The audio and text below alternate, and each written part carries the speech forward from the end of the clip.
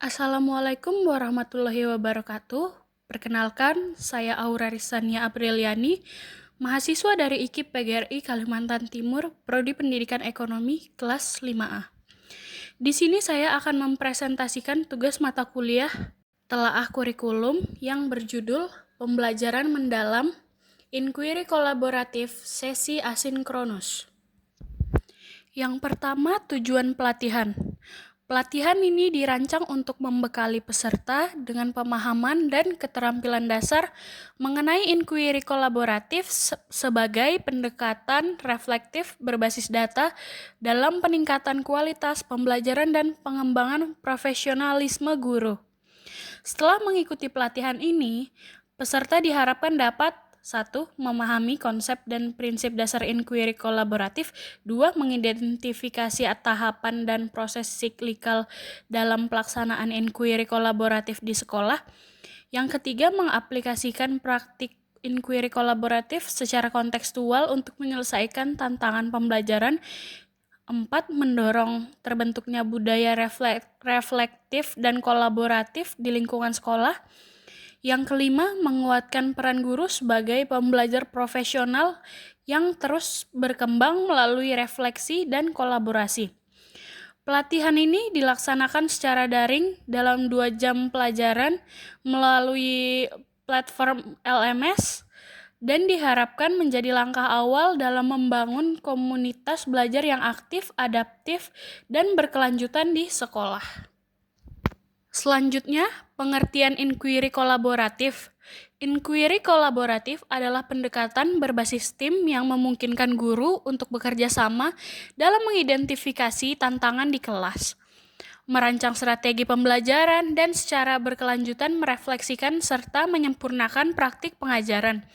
Pendekatan ini bersifat reflektif dan berbasis data, berfokus pada proses kolaboratif yang tidak hanya bertujuan meningkatkan hasil belajar, tetapi juga mengembangkan profesionalisme guru untuk analisis data dan perbaikan strategi pembelajaran secara bersama-sama.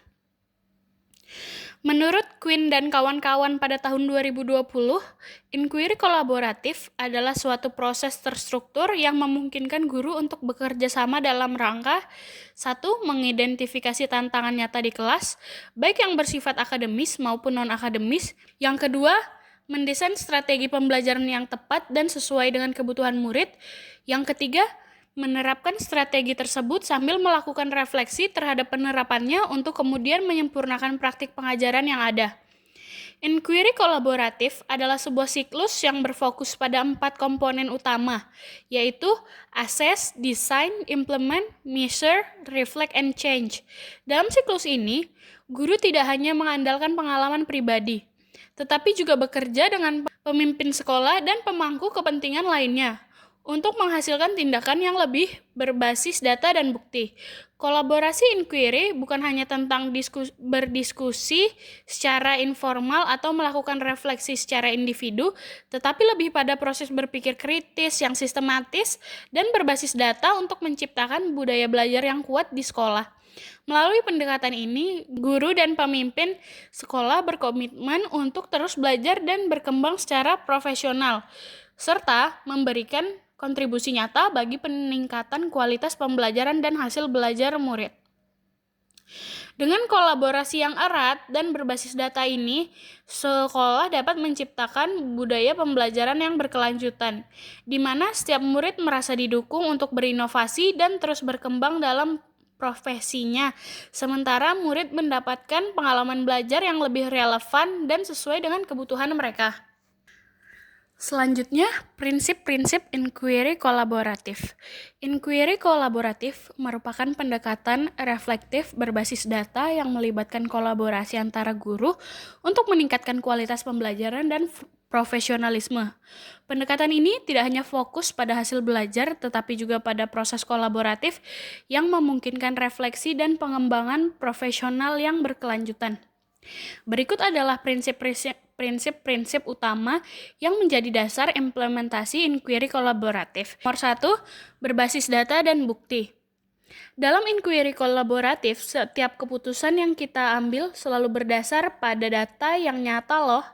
Data ini kita dapatkan dari hasil pengamatan di kelas dan juga dari hasil belajar murid-murid kita. Jadi, perbaikan yang kita lakukan benar-benar tepat sasaran dan efektif. Nah, ini yang bikin inquiry kolaboratif berbeda dari refleksi biasa. Soalnya, setiap langkah yang kita ambil memang berdasarkan kebutuhan yang benar-benar muncul dari analisis data, bukan cuma berdasarkan asumsi atau dugaan semata. Yang kedua, kolaborasi yang setara dan bermakna. Dalam inquiry kolaboratif, semua peserta, mulai dari guru, kepala sekolah, orang tua murid, sampai mitra pendidikan lainnya, ikut berpartisipasi secara setara tanpa ada hierarki. Jadi, setiap suara benar-benar dihargai sebagai kontribusi penting untuk meningkatkan cara kita mengajar. Pendekatan ini menciptakan suasana yang terbuka dan inklusif, yang mendorong setiap orang untuk memberikan masukan yang berharga. Kolaborasi jadi inti dari proses inquiry ini, di mana kita semua bekerja sama secara aktif merancang pembelajaran yang sesuai dengan kebutuhan dan perkembangan murid. Para guru sendiri dalam tim yang terorganisir dengan tujuan jelas, yaitu mengembangkan dan memperbaiki prinsip serta pengalaman belajar murid agar kualitas pembelajaran bisa meningkat bersama-sama. Kolaborasi ini dilakukan secara sengaja dan terarah, bukan cuma sekedar pertemuan rutin tanpa fokus. Dengan begitu, proses inquiry kolaboratif bisa berjalan efektif dan memberikan dampak positif yang nyata bagi pembelajaran. Yang ketiga, budaya profesional yang terbuka dan reflektif. Inquiry kolaboratif itu mendorong para guru supaya terus melakukan refleksi yang mendalam tentang cara mengajar mereka. Di setiap tahap siklus inquiry, guru diajak untuk bertanya-tanya secara kritis seperti apa yang sudah berhasil, kenapa hal itu bisa berhasil, apa yang perlu diperbaiki, dan gimana caranya supaya perbaikan itu bisa dilakukan. Proses ini nggak cuma membantu guru menemukan area yang perlu ditingkatkan, tapi juga meningkatkan kesadaran profesional mereka dan mendorong supaya pembelajaran itu terus berlanjut. Supaya semuanya berjalan lancar, lingkungan kerja harus mendukung suasana yang terbuka, penuh kepercayaan, dan memungkinkan guru untuk refleksi secara kritis. Dengan begitu, guru-guru merasa aman dan berani untuk berbagi tantangan, kegagalan, maupun keberhasilan, supaya bisa belajar dan berkembang bersama-sama. Yang keempat, terstruktur tetapi fleksibel. Walaupun inquiry kolaboratif mengikuti siklus yang terstruktur seperti assess, design, implement, measure, or reflect, or change, tapi prosesnya tetap fleksibel loh. Ini memberikan ruang bagi guru untuk menyesuaikan cara kerja berdasarkan kondisi di kelas dan hasil temuan yang didapat. Siklus ini juga bersifat berkembang, artinya proses kolaborasi dan refleksi ini nggak cuma dilakukan sekali saja, tapi terus berlanjut supaya perbaikan bisa berjalan secara berkesinambungan. Yang kelima, fokus pada pembelajaran dan hasil murid. Semua kegiatan dalam inquiry ini sebenarnya diarahkan supaya murid-murid benar-benar bisa belajar dengan mendalam, bukan hanya sekedar diajar saja. Jadi, kita harus punya fokus yang jelas pada tujuan pembelajaran dan pastinya hasil yang bisa diukur, supaya kita tahu seberapa efektif proses belajarnya. Yang keenam, pembelajaran berkelanjutan di tempat kerja. Quinn dan kawan-kawan pada tahun 2020 menegaskan bahwa pembelajaran profesional paling efektif terjadi melalui kerjasama dan refleksi yang berlangsung secara terus-menerus dalam konteks pekerjaan sehari-hari. Bukan hanya melalui pelatihan formal, melainkan pembelajaran berkelanjutan yang dilakukan bersama-sama. Yang ketujuh, kontekstual dan responsif.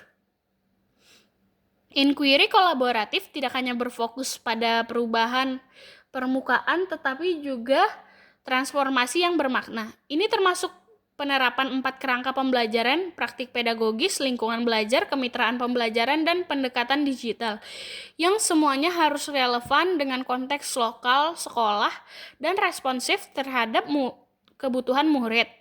Dengan prinsip pembelajaran yang bermakna, yaitu berkesadaran, menyenangkan, dan relevan, guru dapat memastikan bahwa pembelajaran di kelas menjadi lebih berfokus pada murid dan perkembangan secara alami sesuai kebutuhan mereka. Dengan prinsip-prinsip ini, inquiry kolaboratif menawarkan pendekatan yang holistik dan berkelanjutan untuk meningkatkan kualitas pembelajaran serta profesionalisme guru. Proses ini membantu menciptakan budaya reflektif di sekolah, di mana guru, murid, dan seluruh komunitas sekolah tumbuh bersama dalam upaya bersama untuk meningkatkan pendidikan. Selanjutnya, nilai-nilai dalam melakukan inquiry kolaboratif. Inquiry kolaboratif bukan hanya tentang strategi meningkatkan kualitas pembelajaran, tetapi juga tentang bagaimana nilai-nilai dasar ditanamkan dan dijalankan oleh para guru dalam kehidupan profesional mereka. Nilai-nilai ini menjadi fondasi yang menjaga semangat kolaborasi tetap hidup dan bermakna. Yang pertama ada kepercayaan, hormat, dan memuliakan antar anggota tim.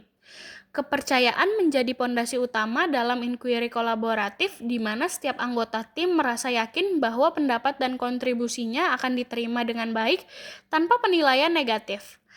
Hormat terhadap perbedaan pendapat dan latar belakang masing-masing anggota menciptakan suasana yang kondusif untuk berdiskusi secara terbuka dan produktif. Memuliakan antar anggota tim berarti menghargai setiap peran, kontribusi, dan keunikan yang dimiliki oleh masing-masing anggota tim. Dengan kepercayaan, rasa hormat, dan rasa saling memuliakan, para anggota tim dapat bekerja sama secara efektif dan saling mendukung dalam menghadapi tantangan pembelajaran. Selanjutnya yang kedua, keterbukaan dan kejujuran dalam berbagi pengalaman dan tantangan. Keterbukaan dan kejujuran menjadi kunci agar proses inquiry berjalan dengan baik.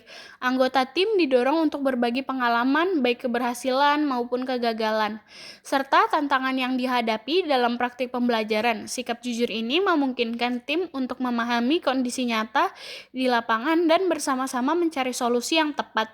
Lingkungan yang mendukung keterbukaan juga menghilangkan rasa takut atau malu untuk mengakui kelemahan, sehingga pembelajaran profesional dapat berlangsung secara autentik. Yang ketiga, komitmen untuk perbaikan berkelanjutan. Inquiry kolaboratif bukanlah kegiatan sekali jadi, melainkan proses yang berkelanjutan. Setiap anggota tim harus memiliki komitmen kuat untuk terus memperbaiki praktik pembelajaran. Berdasarkan data kondisi murid, hasil refleksi dan evaluasi bersama. Komitmen ini mendorong semangat inovasi dan adaptasi, sehingga pembelajaran di kelas selalu berkembang sesuai dengan kebutuhan murid dan perkembangan ilmu pengetahuan. Yang terakhir, kesetaraan dan keterlibatan semua pihak. Nilai kesetaraan memastikan bahwa setiap anggota tim memiliki kesempatan yang sama untuk berkontribusi dalam diskusi dan pengambilan keputusan. Tidak ada hierarki yang menghambat partisipasi aktif, sehingga suara guru, kepala sekolah, dan pemangku kepentingan lainnya dapat didengar dan dihargai. Keterlibatan semua pihak ini memperkaya perspektif dan memperkuat rasa tanggung jawab bersama terhadap keberhasilan pembelajaran. Selanjutnya, siklus inquiry kolaboratif. Siklus inquiry kolaboratif merupakan proses berkelanjutan yang terdiri dari 4 tahap utama yang saling berkesinambungan, yaitu assess atau identifikasi, yang kedua desain atau perancangan, yang ketiga implementation atau pelaksanaan, dan measure, reflect, or change atau pengukuran keberhasilan, refleksi, perbaikan. Siklus ini menjadi kerangka kerja untuk guru secara bersama-sama mengidentifikasi masalah pembelajaran, merancang solusi, melaksanakan rencana, serta melakukan evaluasi dan perbaikan secara terus-menerus. Yang pertama ada assess atau identifikasi. Tahap pertama dalam siklus inquiry kolaboratif adalah identifikasi, yaitu proses memahami secara mendalam siapa murid yang ada di hadapan kita dan apa fokus inquiry kolaboratif yang ingin disasar. Tahap ini menjadi pondasi utama bagi keseluruhan siklus pembelajaran dan perbaikan praktik, karena keputusan pedagogis yang bermakna harus berakar pada pemahaman utuh tentang murid. Yang kedua, desain atau perancangan. Setelah memahami secara mendalam siapa murid yang ada di hadapan kita pada tahap assess, tahap berikutnya dalam siklus inquiry kolaboratif adalah merancang pembelajaran yang bermakna, adaptif, dan menantang. Pada tahap ini, guru bersama tim kolaboratif mulai bertanya dan berdiskusi mengenai strategi dan pendekatan pembelajaran yang paling relevan untuk menjawab fokus inquiry yang sudah ditentukan agar terpenuhinya kebutuhan dan potensi murid. Yang ketiga, implementation atau pelaksanaan.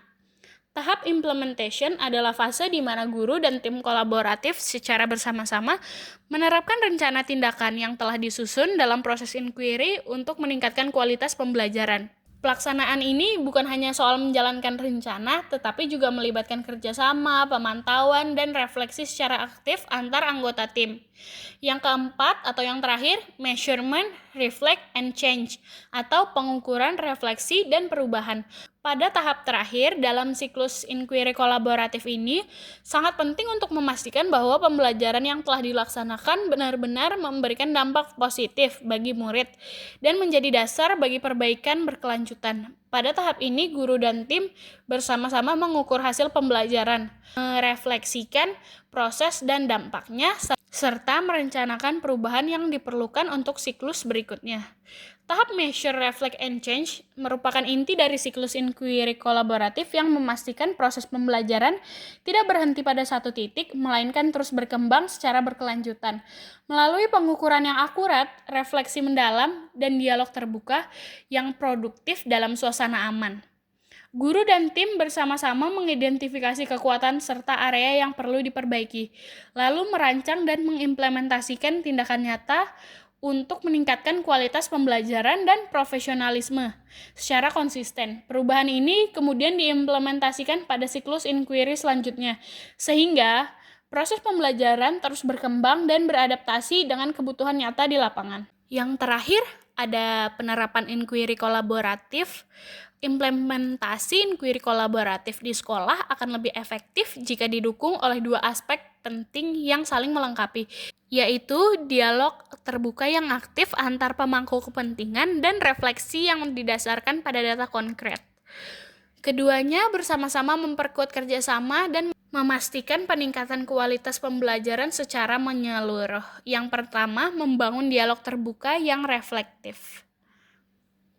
Dialog terbuka menjadi inti dari proses refleksi kolaboratif. Agar diskusi dapat berjalan dengan efektif dan produktif, perlu diciptakan ruang aman di mana setiap anggota tim merasa dihargai dan bebas menyampaikan pendapat tanpa takut dihakimi. Dalam suasana seperti ini, guru dapat mengajukan pertanyaan terbuka yang mengundang eksplorasi dan pemikiran mendalam seperti, apa yang membuat strategi ini berhasil menurutmu? Bagaimana reaksi murid saat pendekatan ini diterapkan? Selain itu, berbagi pengalaman atau kegagalan yang membangun dapat memperkuat rasa saling percaya dan keterbukaan antar anggota tim, memberikan jeda waktu sebelum menjawab, dan menyimpulkan hasil diskusi dengan langkah tindak lanjut yang jelas juga sangat penting agar dialog menghasilkan perubahan nyata. Yang kedua, mengintegrasikan dialog terbuka dalam proses inquiry kolaboratif.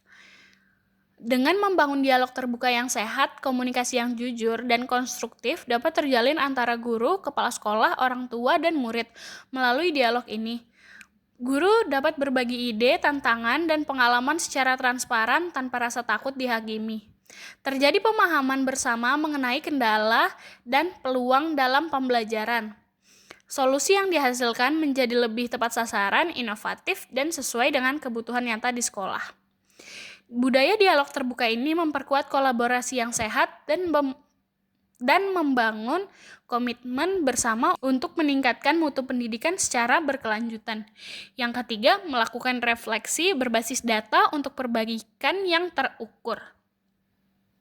Selain dialog terbuka, refleksi dalam inquiry kolaboratif harus didasarkan pada data pembelajaran yang konkret dan valid, seperti hasil evaluasi murid, observasi kelas yang sistematis, serta feedback dari murid dan orang tua. Dengan menggunakan data sebagai dasar refleksi, guru dapat secara objektif menganalisis kekuatan dan kelemahan strategi pembelajaran yang diterapkan melalui penyesuaian yang lebih tepat sasaran dan mengukur dampak perubahan terhadap hasil belajar murid. Pendekatan ini menjadikan proses perbaikan pembelajaran secara sistematis dan berdampak positif. Yang terakhir, panduan diskusi reflektif tim inquiry. Agar proses dialog dan refleksi berjalan lancar serta membangun, penggunaan bahasa yang tepat sangat penting. Berikut panduan untuk membantu tim menjalankan diskusi reflektif secara efektif dan harmonis. Yang pertama, membuka diskusi dengan ruang aman. Ciptakan suasana di mana semua anggota merasa nyaman berbagi pengalaman dan temuan tanpa takut dihakimi. Contoh kalimat pembuka, mari kita berbagi pengalaman dan temuan dari pelaksanaan pembelajaran terakhir. Yang kedua, menggunakan bahasa yang membangun dan menghargai. Gunakan kalimat deskriptif dan terbuka agar diskusi tetap fokus pada perbaikan bersama. Contoh kalimat, saya mengamati bahwa sebagian besar murid lebih antusias saat belajar berpasangan. Atau, saya bertanya-tanya bagaimana kita bisa membantu murid yang masih enggan berbicara di depan kelas. Atau, saya menghargai bagaimana Anda menggunakan media visual untuk mendukung murid dengan keterbatasan kosakata. Yang terakhir, saya menyadari bahwa dengan penjelasan kriteria keberhasilan yang jelas, murid tampil lebih percaya diri. Yang ketiga, mengajukan pertanyaan terbuka untuk menggali ide dan refleksi. Gunakan pertanyaan yang mengundang eksplorasi seperti, apa yang menurut kalian berjalan dengan baik selama pembelajaran?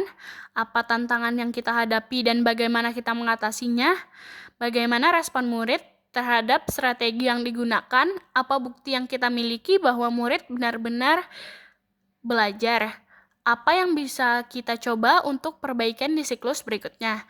Yang keempat, mendengarkan aktif dan memberikan umpan balik positif. Dengarkan dengan niat memahami, bukan hanya menunggu giliran bicara. Berikan tanggapan membangun, misalnya, saya mengamati bahwa saya menghargai pendekatan yang kamu gunakan. Menurut saya kita bisa mencoba. 5. Menyimpulkan dan merencanakan tindak lanjut. Akhiri diskusi dengan merangkum hasil dan menyepakati langkah konkret. Contohnya kalimat penutup. Dari diskusi ini kita sepakat untuk mencoba pendekatan visual lebih banyak di siklus berikutnya. Kita akan mengumpulkan data tambahan pada pertemuan selanjutnya untuk melihat perkembangan murid. Dengan menggabungkan dialog terbuka yang reflektif dan refleksi berbasis data, serta menerapkan panduan bahasa yang tepat dalam diskusi, penerapan inquiry kolaboratif di sekolah dapat berlangsung secara dinamis, partisipatif, dan berorientasi pada hasil nyata. Hal ini akan meningkatkan kualitas pembelajaran sekaligus memperkuat keterlibatan semua pemangku kepentingan secara berkelanjutan. Sekian pemaparan materi dari saya. Jika ada salah-salah kata atau kurang lebihnya, saya mohon maaf.